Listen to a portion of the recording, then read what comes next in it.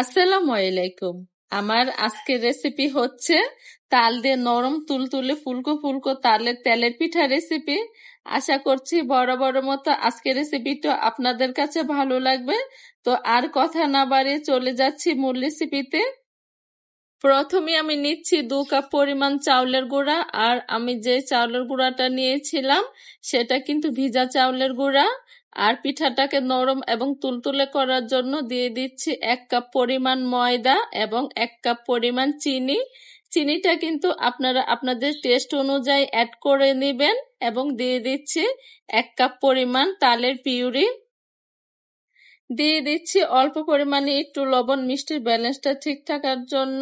এবং নিয়েছি হালকা কুসুম গরম পানি। এখানে কিন্তু কুসুম গরম পানিটাই দিতে হবে, বেশি কিন্তু গরম পানি দেওয়া যাবে না। এবার কিন্তু আমি অল্প পরিমাণে পানি দেব এবং মিশ্রণটিকে কিন্তু ভালোভাবে মিক্স করে নেব। মিশ্রণটিকে কিন্তু আমি হাত দিয়ে ভালোভাবে 10 মিনিট ফেটিয়ে নিয়েছিলাম। অবশ্যই কিন্তু এটাকে 10 মিনিট ফেটিয়ে নিতে হবে। যত আপনি ভালোভাবে ফেটাবেন ততই কিন্তু পিঠাটা ফুলকো ফুলকো হবে। এবার আমি পিঠাগুলোকে তৈরি করে নিব। আর এটাকে কিন্তু আমি কোনো রকমের রেস্টে রাখবো না।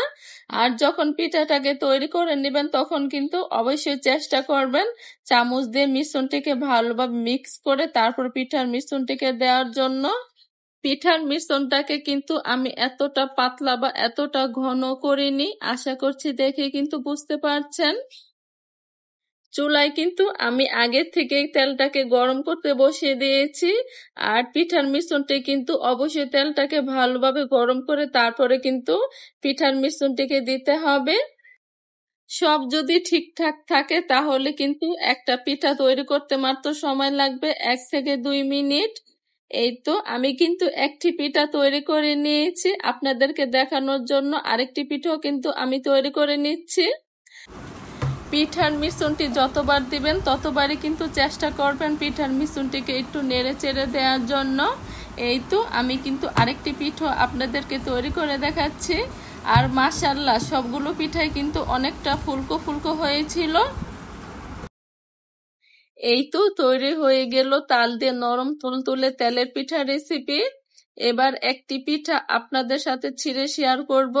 আর আশা করছি দেখেই বুঝতে পারছেন পিঠাটা কতটা নরম তুলতুলে হয়েছে।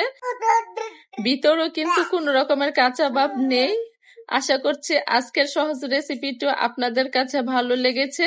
যদি ভালো লেগে থাকে অবশ্যই লাইক দিয়ে রেসিপিটি দেখে নেবেন এবং চ্যানেলটিকে সাবস্ক্রাইব করে পাশে থাকবেন।